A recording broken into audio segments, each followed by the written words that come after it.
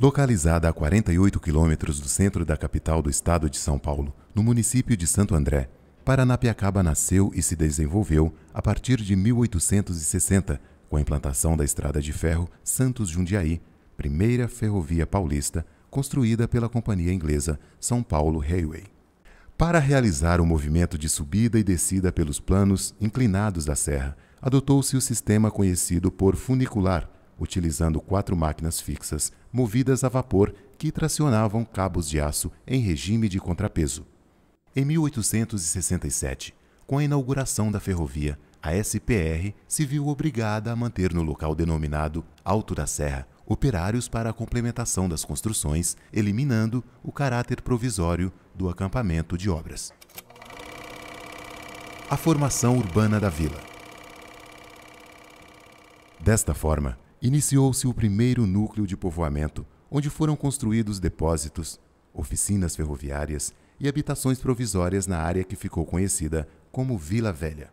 Resultado de uma ocupação urbana espontânea, a Vila Velha apresenta caminhos estreitos e sinuosos que acomodam-se ao terreno com casas assentadas desordenadamente ao longo da rua direita. A fixação destes operários demandou, em 1874, a construção da primeira estação, a Estação Alto da Serra, localizada ao lado do Largo dos Padeiros. A parte alta. Do outro lado da linha férrea, formou-se um núcleo de comerciantes e prestadores de serviços que vieram de Mogi das Cruzes, atraídos pelo grande número de operários que construíam a ferrovia, constituindo a ocupação do morro ou parte alta, como é chamada atualmente. A parte alta configura-se por um tipo de ocupação urbana compacta, densa e visualmente rica. Com a influência do período colonial, suas ruas são estreitas, suas edificações coloridas e irregulares, de pequena frente e implantadas junto ao alinhamento do lote, geminadas, sem recuos frontais e laterais. Por volta de 1889, foi construída a Igreja Bom Jesus de Paranapiacaba, o principal marco referencial na paisagem da parte alta. Com a duplicação da ferrovia entre 1896 e 1901, foram construídos os novos planos inclinados da serra ou simplesmente a Serra Nova, compreendendo 5 patamares em uma extensão de 10,5 km. O novo sistema funicular atravessa 11 túneis e 16 viadutos utilizando a Locobrec. A Vila Nova ou Vila Martin Smith. Paralelamente à construção do novo sistema funicular e reflexo do sucesso do transporte ferroviário, a Vila Operária foi ampliada pela São Paulo Railway, que concedeu a Vila Nova ou Vila Martin Smith.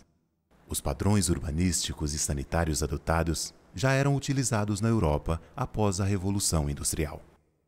Implantado em uma área de baixa declividade, o plano de urbanização da Vila Nova é considerado bastante inovador para a época, contando com um traçado ortogonal e irregular, de ruas largas e hierarquizadas com vias principais, secundárias, vielas sanitárias e redes de infraestrutura urbana. O padrão de ocupação dos lotes bem definidos da vila planejada marca a presença inglesa através da implantação do casaril padronizado em madeira, com unidades geminadas de 2 ou 4, recuadas em relação ao alinhamento das ruas. A extrema hierarquia social, expressa na forma de habitação através do tamanho do lote e da casa, definia para cada tipo de edificação uma categoria distinta de funcionário. Havia casas destinadas aos engenheiros da ferrovia, casas para as famílias de foguistas e maquinistas e galpões para o alojamento coletivo de funcionários solteiros. Destaca-se na paisagem de Paranapiacaba a edificação destinada ao mais alto funcionário inglês, o engenheiro-chefe. A única residência assobradada da vila, conhecida como Castelinho, foi implantada em 1897 ao topo da pequena colina entre a Vila Nova e a Vila Velha, de onde o administrador observava e controlava toda a movimentação dos operários. O projeto inglês também não se esqueceu de garantir espaço para os equipamentos urbanos necessários ao lazer e serviços básicos aos moradores. Em 1901 e 1903, foram fundados, respectivamente, a Sociedade Recreativa Lira da Serra e o Serrano Athletic Club, que se fundiram em 1936 e passaram a ocupar, em 1938, um mesmo espaço no então conhecido Clube União Lira Serrano. A nova sede permitiu intensificar a vida social dos ferroviários com a realização de bailes, jogos de salão, teatro, exibição de filmes e da famosa Banda Lira. Para o comércio de secos e molhados, foi criado o antigo mercado, datado de 1899,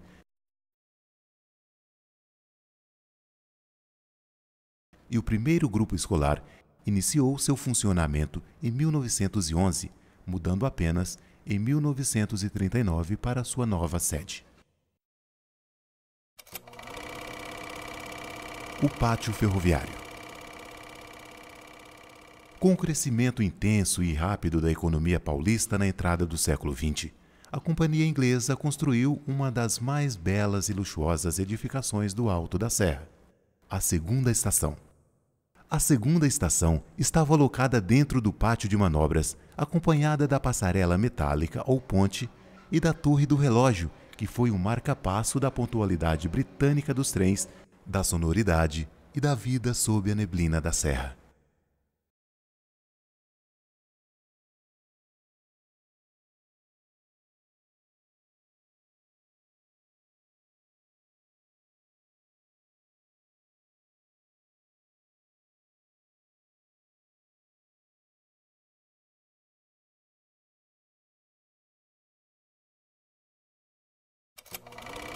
Arquitetura e técnica construtiva.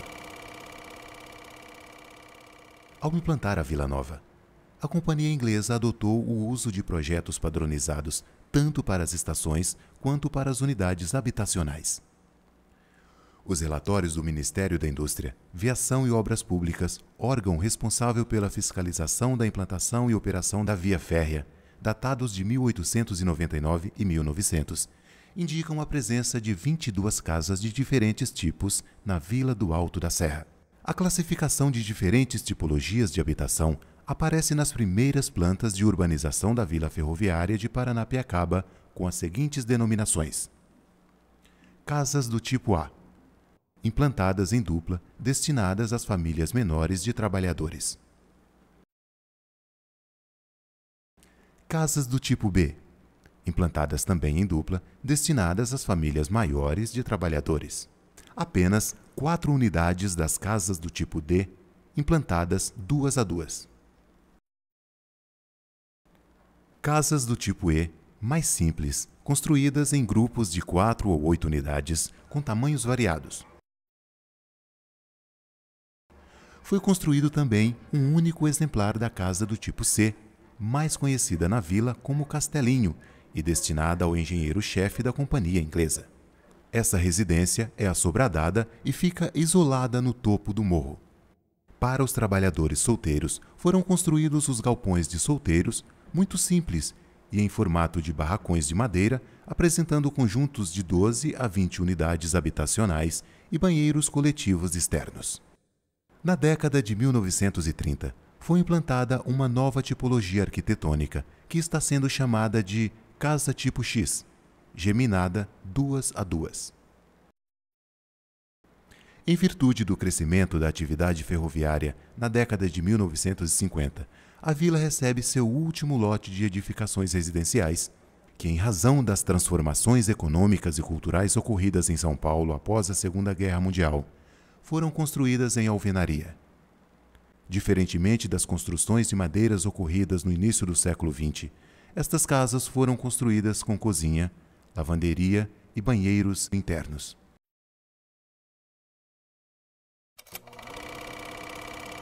A técnica construtiva. A técnica utilizada na construção das casas de madeira associa o uso intensivo da madeira com a alvenaria. O sistema de fundações é construído com alvenaria de pedras naturalmente disponíveis no local da obra. Sobre essa base de pedra é erguida uma nova base de encimada por alvenaria de tijolos comuns. O resultado dessa situação é o surgimento de um porão que garante o afastamento dos pisos da casa em relação ao solo. Pela carência, na época, de materiais impermeabilizantes, essa solução foi muito adequada para preservar a madeira do contato com a umidade do solo. O sistema de pisos é, assim, constituído por vigamentos de madeira e tábuas largas, utilizando-se, nesta parte da casa, predominantemente espécies nativas de madeira, especialmente a peroba rosa. A estrutura da casa é formada por pilares de madeira marcando no edifício os cantos e o encontro das paredes. Esses pilares sustentam a estrutura dos beirais do telhado. O sistema estrutural do edifício é ainda composto por montantes simples de madeira que dão sustentação às paredes. As paredes do edifício são revestidas, em geral, por tábuas de madeira de pinho europeu, popularmente chamado na vila de pinho de riga. A alvenaria é utilizada em áreas sujeitas à umidade continuada, como banheiros, cozinha e para a proteção do fogão a lenha. Originalmente, o banheiro foi concebido e construído separadamente da edificação, locado ao fundo dos lotes, junto às vielas sanitárias e dispostos em forma geminada. Posteriormente, novos sanitários foram implantados juntos das casas, próximos às cozinhas. O sistema de cobertura do edifício apresenta uma característica marcante da arquitetura europeia, representada pelos telhados bastante inclinados.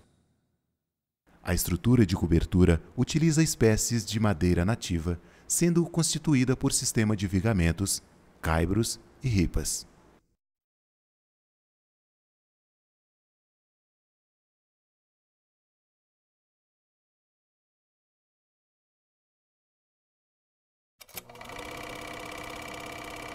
A tipologia A.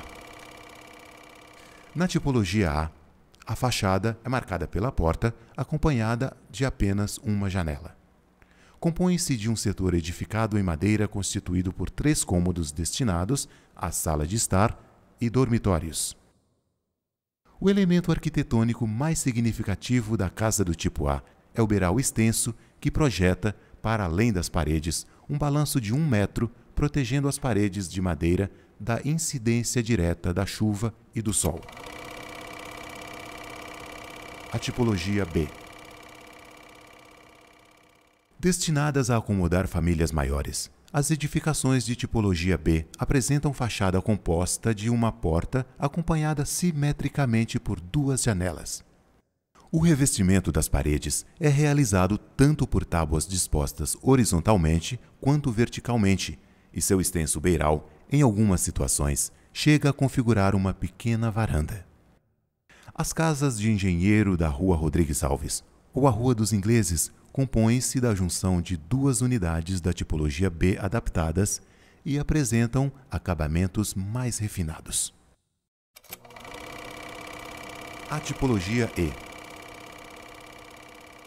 Quando comparadas às casas de tipo A e de tipo B, a tipologia E apresenta maior simplicidade construtiva, como pode ser atestado pelos telhados em 2 águas e paredes com revestimento em uma só face. Esse tipo de casa foi destinado a trabalhadores menos graduados da companhia ferroviária, tendo sido implantada em conjuntos de 4 ou 8 casas geminadas. Em função do tamanho da família, a casa do tipo E foi construída com 2 ou 4 cômodos em madeira.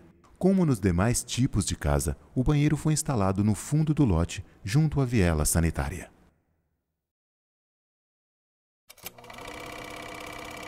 A tipologia X. Em contraste com os outros tipos de casa, a casa do tipo X apresenta 3 cômodos em madeira, sendo que a sala de estar distribui o acesso aos demais cômodos. A cozinha possui fogão a lenha e o banheiro em alvenaria já foi projetado junto do corpo do edifício.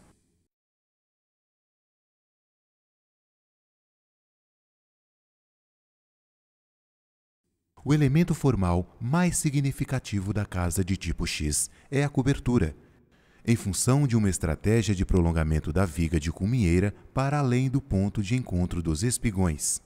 Esse prolongamento se verifica em ambas as extremidades do telhado, configurando com isso nichos que possibilitam a instalação de pequena janela fixa em formato triangular, com isso permitindo ventilar o sótão do edifício.